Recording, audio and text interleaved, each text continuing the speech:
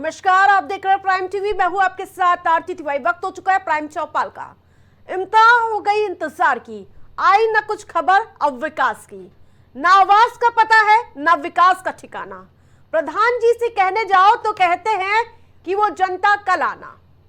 बिल्कुल यही हालात है उन गांवों की जिनके बारे में कहा जाता है कि असली भारत गांव में ही बसता है, और साथ ही ये भी कहा जाता है कि गांवों से होकर विकास की रास्ता यानी कि डगर गुजरती है। और इसी के साथ साथ जो आपको बता दें कि जब गांव के रास्ते से गांव वाले ही मुश्किल से गुजर रहे हो तो विकास क्या खाक गुजरेगा। जिन गांवों के विकास की सरकार डंके की चोट पे दम भरती है, जब हमने उस गांव के विकास की नब्ज टटोली तो झूठे दावों और वादों के तमाम राज बेपर्दा नजर आए। पहले रिपोर्ट दिखाते हैं, फिर चर्चा में जाते हैं। गंदगी का अंबार है, समस्याओं का जंजाल है, नाली जाम है और सड़कों पर पानी का बिखराव है। ये स्थिति है गांव की। जिम्मेदार सोए हुए हैं और जनता त्रस्त है। ये हाल है राजधानी लखनऊ से सटे गांव का। तो जरा सोचिए जिले के अन्य गांव का हाल क्या होगा।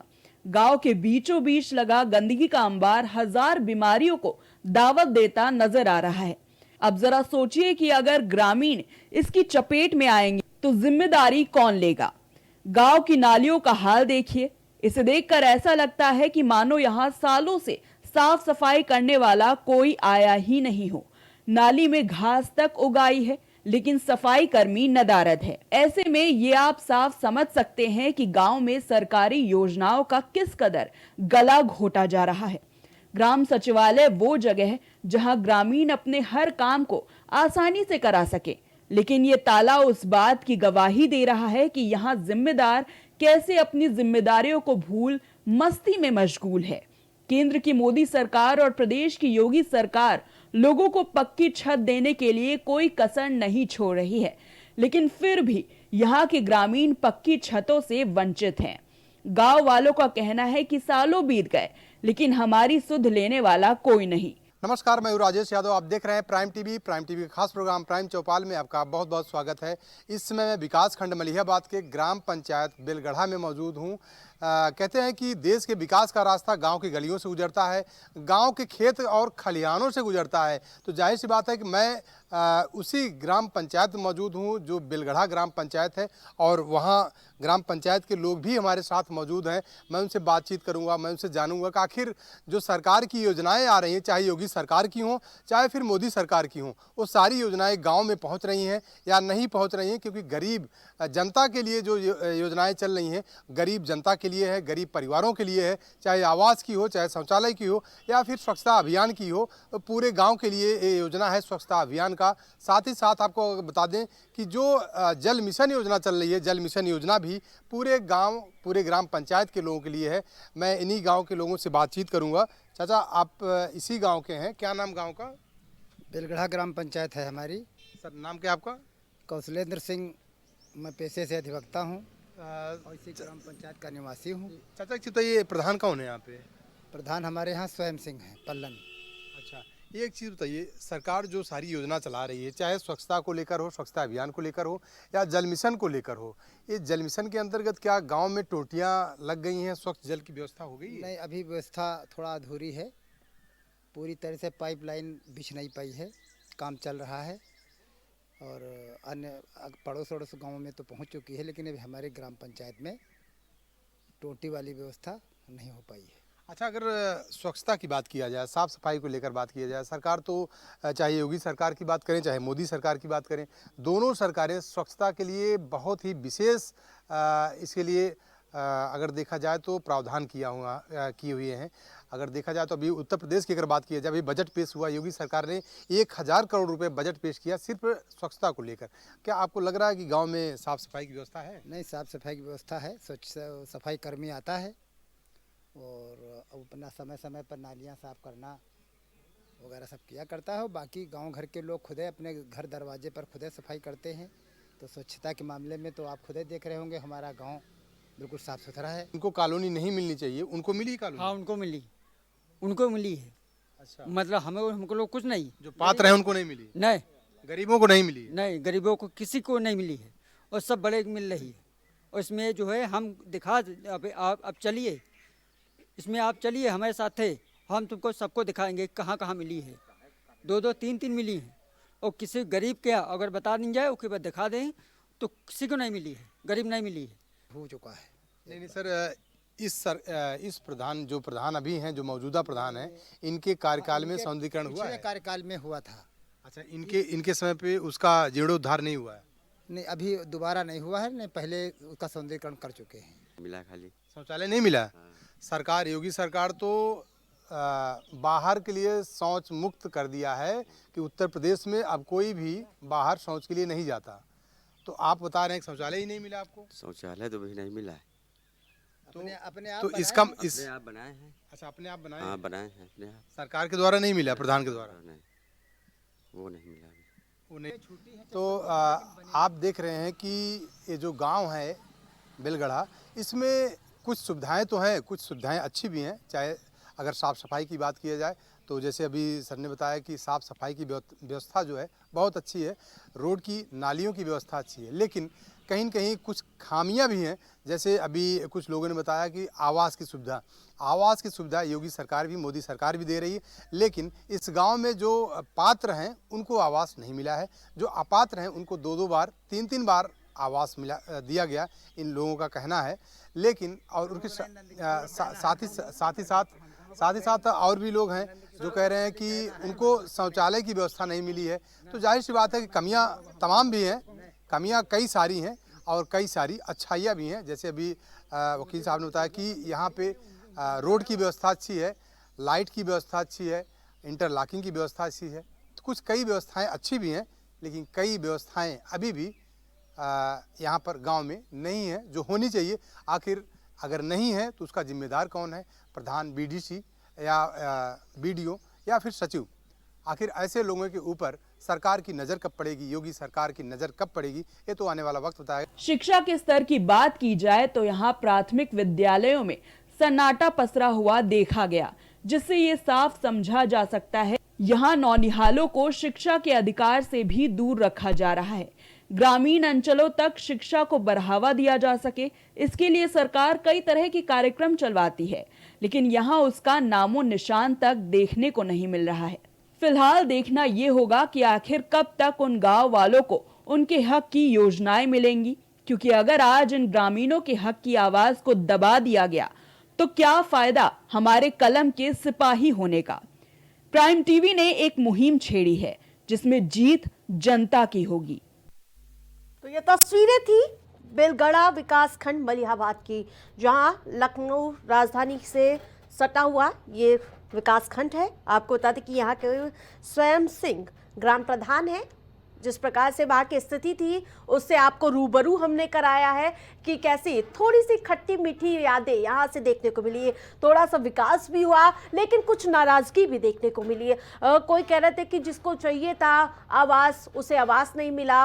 और लेकिन स्वच्छता को लेकर जो दावे वादे किए जा रहे थे, कहीं पर सफाई हो रही थी, कहीं पर ऐसी व्यवस्था नहीं थी। तमाम ऐसे रिएक्शन सामने आए और जनता ने आपको अपनी जुबानी सुनाई, वो आपने सुनी ही। लेकिन जिस प्रकार से लगातार प्राइम टीवी इस मुहिम को आगे बढ़ाता हुआ नजर आ रहा है, और जहां आपको बता दें कि हर एक तबके तक पहुंचने का हमारा लक्ष्य है। और सीधा रुख करेंगे जिस प्रकार से जितेंद्र समाजवादी पार्टी से हमारे साथ जुड़ चुके हैं, और श्याम सलोने वशिष्ठ भारतीय जनता पार्टी से हमारे साथ जुड़ चुके हैं, और दयाराम भार्गव सुभाषपा से हमारे साथ जुड़ चुके हैं। सभी का बहुत बहुत स्वागत है।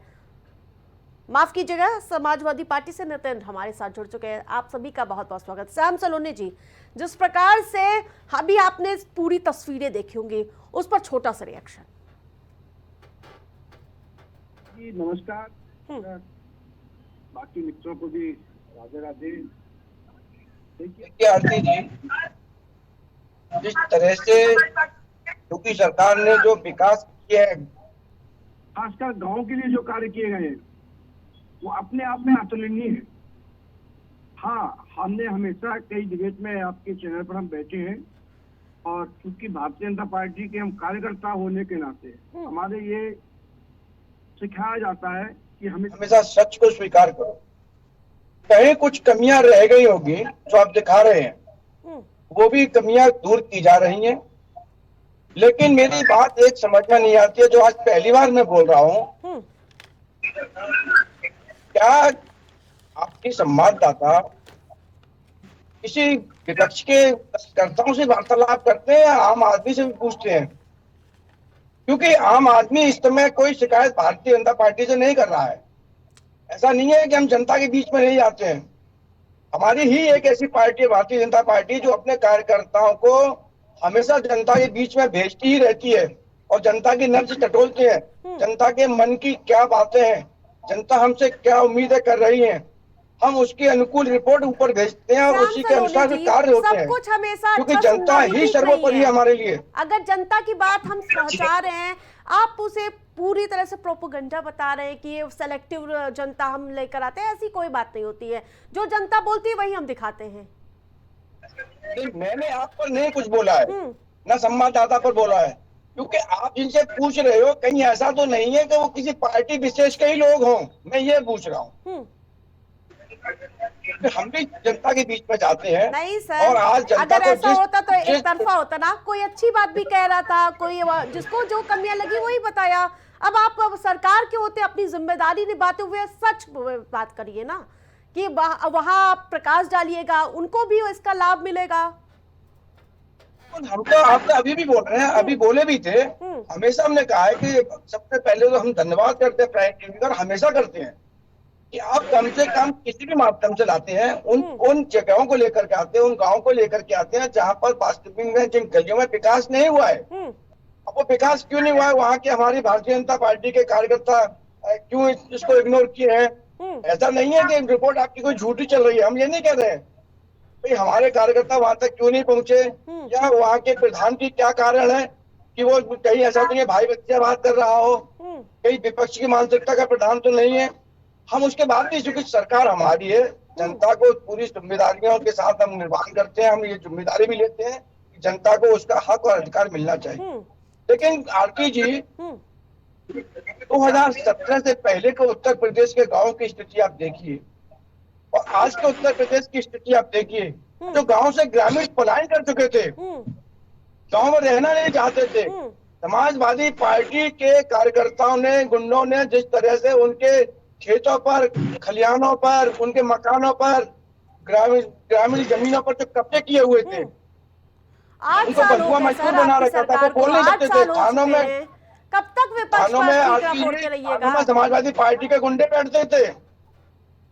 मुख्तार अब्बास का नाम सुना ही होगा। नितिन जी, नहीं है। आपने तो बिल्कुल भी विकास नहीं किया, उनको पूरा नीचे धरातल से ऊपर तक के काम करना पड़ रहा है, तो समय लगेगा, ऐसा कहना चाह रहे हैं श्याम सलोनी जी। नितिन जी, हमने मान लिया हमने विकास नहीं किया, 1 लाख गाँव में से मैं समझता हूँ हमारे लगभग 80% काम हमने हमारे योगी जी ने किया है। श्याम सलोनी जी रुकना होगा, आप सुन लीजिए, आपके सवालों का जवाब लेती हूँ। नितिन जी। जी आरती जी, हमने कहा ये तो 12 से 17 का कार्यकाल उत्तर प्रदेश की सरकार का जो रहा, उसकी नकल करने के लिए, उसके मॉडल को देखने के लिए देश के तमाम प्रदेशों के मुख्यमंत्रियों ने अपनाया और देश के बाहर तमाम लोगों ने सराहा माननीय अखिलेश यादव जी के कार्यकाल को। लेकिन चूंकि भारतीय जनता पार्टी की नजर में एक सांप्रदायिक चश्मा चढ़ा, इसलिए उनको उत्तर प्रदेश का वो विकास नहीं दिखता। इन्होंने सेलेक्टेड, रटे रटाए 4-5 कोटेशन वो याद कर लिए हैं और अब कई सालों से जब भी टीवी चैनल बैठते हैं, भाजपा का जो प्रवक्ता आता है 5 लाइनें जरूर बोलता है। वो समाजवादी पार्टी की सरकार में गुंडों ने कब्जा कर लिया था, वो अतीक अहमद, वो रफीक अहमद, वो मुख्तार अंसारी, 4-5 नाम इन्होंने याद कर लिए। इनको शायद ये नहीं पता है कि अतीक अहमद समाजवादी पार्टी का नहीं था और समाजवादी पार्टी की सरकार में ही उसको जेल भेजा गया था। लेकिन इनको सिर्फ बोलना है मुसलमानों का नाम लेकर के समाजवादी। मैं और बातें नहीं करना चाहता हूं, हम मान लेते हैं कि चलिए हम विकास के मॉडल में बहुत फेल हो गए थे और इसीलिए उत्तर प्रदेश की जनता ने हमें हटा दिया था 17 में और योगी जी के नेतृत्व में भारतीय जनता पार्टी की सरकार 2 बार बनवा दी। 2 बार सरकार बनने के बाद 8 साल होने के बाद आरती जी आप लखनऊ में बैठी, जिस जगह का आप जिक्र कर रहे हैं, लखनऊ का मलियाबाद ब्लॉक है। यह लखनऊ देश की राजधानी है, उत्तर प्रदेश का दिल है। और उत्तर प्रदेश की राजधानी से लगा हुआ ये विकास खंड मलियाबाद, इसकी दुर्दशा की चर्चा हो रही है। और भारतीय जनता पार्टी के प्रवक्ता कितनी बेशर्मी के साथ कह रहे हैं कि हो सकता है विपक्ष का प्रधान हो। अरे तो क्या विपक्ष का प्रधान है तो पाकिस्तान का प्रधान होगा? मान लेते हैं अगर विपक्ष का ही प्रधान है, तो उस गांव में आप विकास नहीं करेंगे, उस गांव में नालियां बच जाएंगी, उस गांव के तालाब सड़ेंगे। किस तरीके की मानसिकता है भारतीय जनता पार्टी की सरकार? अरे भाई आपको तरीके कार्य कर रहे हैं जिससे सरकार बदनाम हो। यही कारण है कि कुछ गांव रह गए हैं, अभी उनका विकास नहीं हो पाया है। सबका विकास करना है, लेकिन नहीं, इनको आज भी विकास भी सिलेक्टिव करना है। वहां भारतीय जनता पार्टी के कार्यकर्ता होंगे, भारतीय जनता पार्टी के वोट मिलने वाला क्षेत्र होगा तो वहां विकास होगा। और अगर विपक्ष को वोट देने वाला इलाका है तो उस क्षेत्र को दलदल बना देंगे। तो ये मानसिकता से निकलना होगा भारतीय जनता पार्टी को। मैं लगातार देख रहा हूँ और कॉलोनी जी मुझे कई चैनलों टकरा जाते हैं, इनको सिर्फ वही 5 लाइनें बोलने को मिलती, इसके आगे कुछ इनको लगता है व्हाट्सएप पे भेजे नहीं जा रहा है। जब भी बात करते हैं 5 लाइनें, वो सपा की सरकार ने कब्जा कर लिया था। कुछ कहीं पर विकास हो रहा है, कहीं पर अभी विकास होना बाकी है। तमाम ऐसे जो दावे वादे देखने को मिल रहे हैं वो हमने अपने दर्शकों को दिखाया, आपने भी देखा होगा, उस पर रिएक्शन। आरती जी, देखिए एनडीए सरकार ने अपने 11 साल के शासनकाल में देश की राजनीति में और उत्तर प्रदेश में 8 साल के शासनकाल में योगी जी की एनडीए सरकार ने एक मिसाल कायम करने का काम किया। उसका मैं आपको बता देता हूँ। जिस तरह अभी आपने बताया कि शौचालय, क्या समाजवादी पार्टी की सरकार में शौचालय की कभी चर्चा हुई थी? शौचालय देने का काम ये लोग किए थे तो फिर ये रह क्यों गए थे? उसके साथ में अभी आपने स्कूलों का हालात उत्तर प्रदेश में बताया। मुझे याद है 2017 से पहले जब पहली बार हम लोग भाजपा एनडीए गठबंधन में थे, तो उस समय उत्तर प्रदेश में जो प्राथमिक विद्यालय क्लास के बच्चे हुआ करते थे, गरीब बच्चे, उनको जो है चौकीदारों वाला यूनिफॉर्म समाजवादी पार्टी देने का काम, और उनके जूते मोजे टाई किस तरह हुआ करते थे, वो देखने में इतने भड़कीले और भद्दे लगते थे, दूर से दिखाई देता था। मतलब उनको एक प्रकार का अलग कैटेगरी समाजवादी ने कर दिया कि देखो जी ये गरीबों के बच्चे हैं, ये छुआछूत वाले बच्चे हैं। जैसे योगी जी की एनडीए की सरकार आई, सबसे पहले इस पे काम किया गया। जो छुआछूत बना करके समाजवादी पार्टी ने एक अलग कैटेगरी बनाया था, अच्छा टाइम हुई और यूनिफॉर्म दे करके उन बच्चों के उत्तर भविष्य को लिए आगे बढ़ने का काम किया गया। ये लोग टाट पे बैठाया करते थे, लेकिन अब इस सरकार में उन बच्चों को अभी भी लोगों की शिकायतें हैं कि हमें जिसको जरूरत है उसको आवाज नहीं मिल रहा है। आरती जी, आरती जी सुन लीजिए, अगर आप कहती रहेंगे उनके सुनत हमारे भी सुनिए, उन्होंने अपना सुना है, हमारी सुनिए। हम समाजवादी पार्टी उन्होंने कहा करा नहीं, हम बता रहे हैं। ठीक है। दूसरी बात, हम अभी आप बात देखिए उज्ज्वला योजना के तहत, क्या उज्ज्वला योजना के तहत समाजवादी पार्टी ये काम नहीं कर सकती थी? 1,86,00,000 परिवारों को निःशुल्क गैस कनेक्शन दिया गया उत्तर प्रदेश में। क्या ये कभी समाजवादी पार्टी ने सोचा था?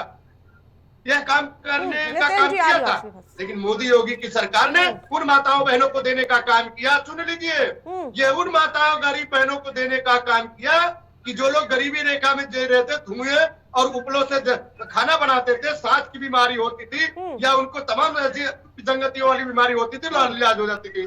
गैस कनेक्शन उज्ज्वला योजना के तहत उन माताओं बहनों को लाभ देने का काम किया गया, उनके साथ स्वास्थ्य भी उनका ठीक होने का काम किया गया।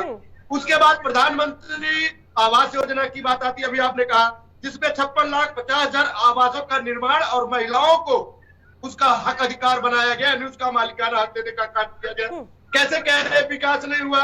विकास हुआ है, लेकिन अब दरअसल समाजवादी पार्टी की चश्मा जो है वो उसके विकास में लबालब है।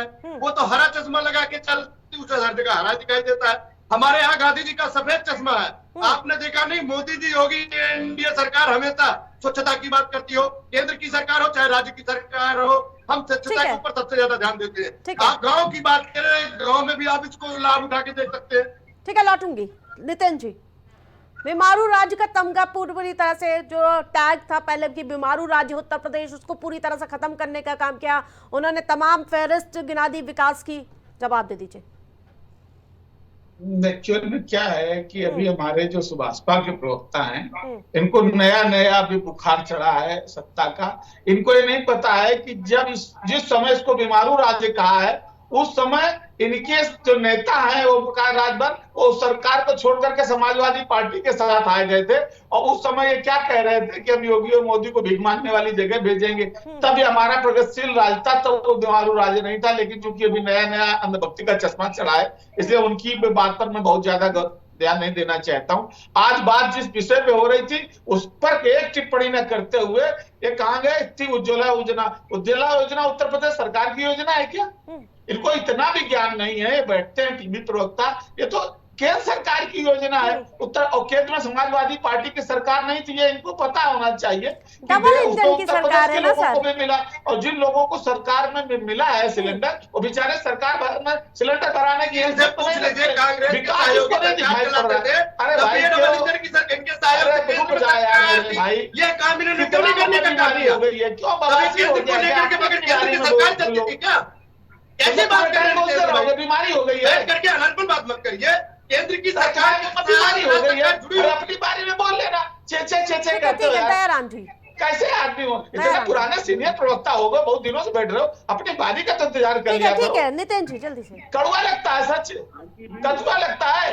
वो प्रकाश राजभर जूते संभालने के लिए घूम रहे थे। समय मत खराब करिए प्लीज, अपनी जवाब बात कर रख लीजिए। जी मैं ये कह रहा हूँ कि आज का विषय जिस पर विकास का, मैं कह रहा हूँ लखनऊ, इससे पता चलता है कि जब लखनऊ की हालत है तो उत्तर प्रदेश के जो आउटर के जिले हैं, पूर्वांचल के जिले हैं, पश्चिम के जिले, वहां गांवों में आज भी क्या दशा है। ये जिस तरीके से बात कर रहे थे योगी जी, समाजवादी सरकार ने शौचालय की बात नहीं की। मैं इनसे पूछना चाहता हूँ, 1947 में इनके गांव में सड़क थी क्या? 1950 में इनके गांव में टेलीफोन लगे थे क्या? 1960 में क्या मोटरसाइकिलें कारें चलती थी क्या? अरे देश की आजादी के बाद विकास का एक सिस्टम चला है, और जितना समाजवादी सरकार में विकास हुआ, जितनी सड़कें बनी है, जितने पुल बने हैं, जितने पीडब्ल्यूडी के विकास हुए हैं, कंप्यूटर पे बटे हैं, लैपटॉप बटे हैं, कन्या विद्याधन बटी है, महिलाओं को समाजवादी पेंशन बटा है। विकास को आगे बढ़ाना है, लेकिन इनको विकास को आगे नहीं बढ़ाना है। इनको फिर गड़े मुर्दे उखाड़ने की आदत पड़ गई है ना। ये जाएंगे, समाजवादी पार्टी शौचालय नहीं दे सकती थी, शौचालय उत्तर प्रदेश सरकार नहीं दे रही, इनको ये भी नहीं पता है। ये केंद्र सरकार की योजना है सब। तो डबल इंजन सरकार की योजना गिना रहे, उज्ज्वला योजना और शौचालय योजना। ठीक है, उत्तर प्रदेश ने क्या विकास किया जिसका मॉडल आप दिखा रही हैं, तो ये सिलेक्टिव बताने लगते हैं। वो विपक्ष के आदमी की आवाज हो सकती।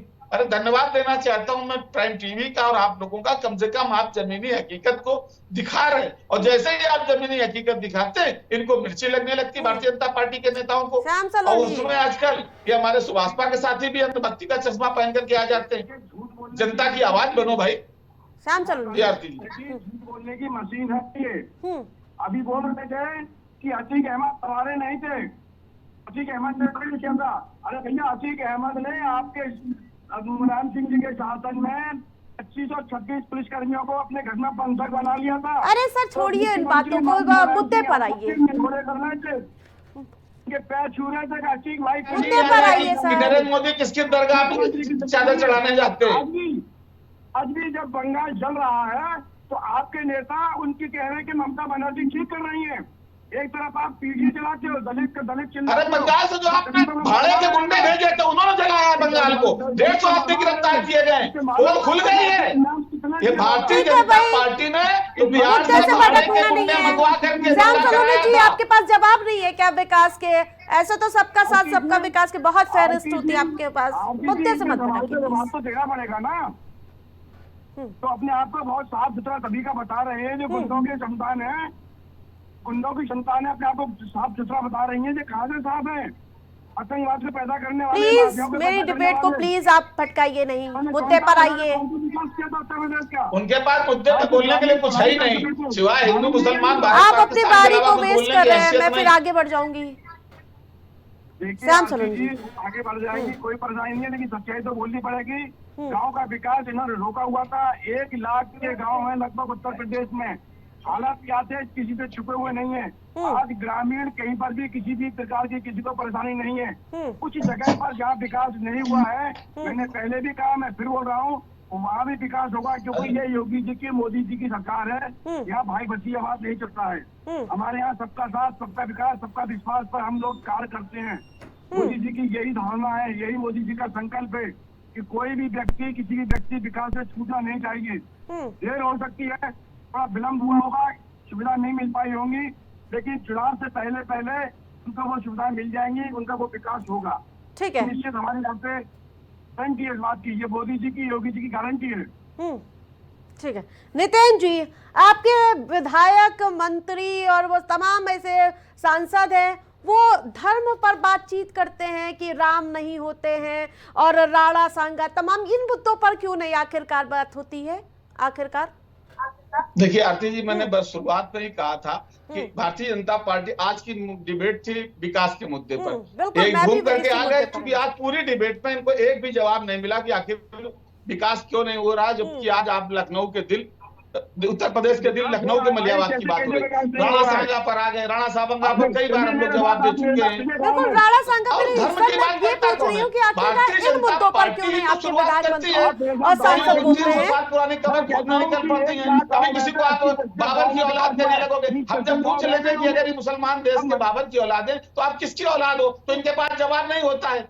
फिर परेशान होने लगते, बता देना कि मान सिंह की औलादे हैं, कि जय सिंह की औलादे हैं, कि जसवंत सिंह की औलादे हैं, कि जयचंद की औलादे हैं, कि राणा सांगा की औलादे हैं, बताए ना अपने बाप का नाम, तब इनको शर्म आने लगती है। तो क्यों ऐसी बात? हमारे नेता बार बार कह रहे हैं, आदरणीय अखिलेश यादव जी, कि इतिहास को इतिहास रहने दो, आजादी के बाद की बात करिए, लोकतंत्र की बात करिए। वो इतिहास था, उस समय राजा एक दूसरे, अपने राज्य का विस्तार करने के लिए एक दूसरे पर हमला करते थे। आज लोकतंत्र है। मेरा छोटा सा सवाल है नितिन जी, राजा चुना जाता है, आखिरकार इन मुद्दों पर बयानबाजी क्यों नहीं देते हैं? इस पर भी सोशल मीडिया पर हाईलाइट हो जाएंगे आपके विधायक और सांसद। हर मंदिर के नीचे मस्जिद ढूंढेंगे तो हम हर मंदिर के नीचे बौद्ध मठ ढूंढेंगे, हाँ, बौद्ध मठ ढूंढने लगेंगे, क्यों बुरा लगता है? ऐसे नहीं, आखिरकार इन मुद्दों को क्यों नहीं उठाया जाता? मेरा छोटा सा सवाल है, उसी पे आप छोटा सा जवाब दे दीजिए। नितिन जी, क्या सवाल था, जरा रिपीट करिए आवाज। आखिरकार इन मुद्दों को क्यों नहीं आपके सांसद, विधायक उठाते हैं? किन मुद्दों को? जिस प्रकार से ये गंदगी का अंबार, आखिरकार लखनऊ के सटे मलियाबाद में इस तरह की तस्वीरें देखने को मिलती है। आरती जी, मुद्दा ही नहीं उठाते। हम लोग लगातार इन पर धरना कर रहे हैं, प्रदर्शन कर रहे हैं। अभी कानपुर में 2 दिन पहले लगातार नालों की सफाई के बाद सिल्ट नालों के किनारे डाल दी गई। हम लोगों ने उस पर 2 दिन का धरना चलाया, बाकायदा प्रेस कॉन्फ्रेंस की गई, सोशल मीडिया पर। ये लोगों ने गंदगी का तो अंबार मचा ही रखा है, और साथ में तो सफाई के नाम पर नालों की सिल्ट उठा करके महीनों तक रोड के किनारे पड़ी रहती, फिर वो बारिश हो जाए तो वापस पलट के नालों में चली जाती है। ट्रक आएंगे, कारें आएंगी, उससे हवा में कुछ उड़ जाएंगी। जवाब आ गया आपका। ठीक है नितिन जी, दयाराम जी कर रहे हैं। दयाराम जी, अब जवाब दे दीजिए नितिन जी का।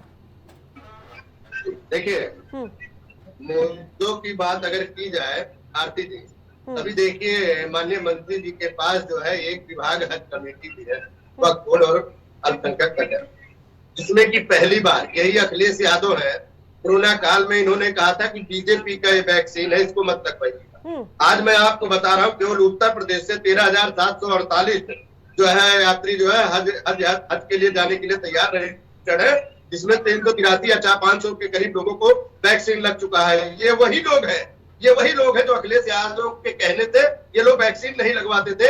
आज वही लोग हैं, उन लोगों को ये समझ में आ गया कि नहीं, क्या नाम वैक्सीन कंपनी में आना, कि शारीरिक स्वास्थ्य के लिए, राजनीति के लिए। आज वही लोग वैक्सीन लगवा रहे हैं, जबकि हमारी वैक्सीन फेल थी, लोग इससे मर रहे हैं। अभी भी वैक्सीन कंपनी ये तमाम तरह की बातें सकारात्मक की रवैया अपना रखा है, वो विपक्ष की मानसिकता है। विपक्ष हमेशा उसी जनता की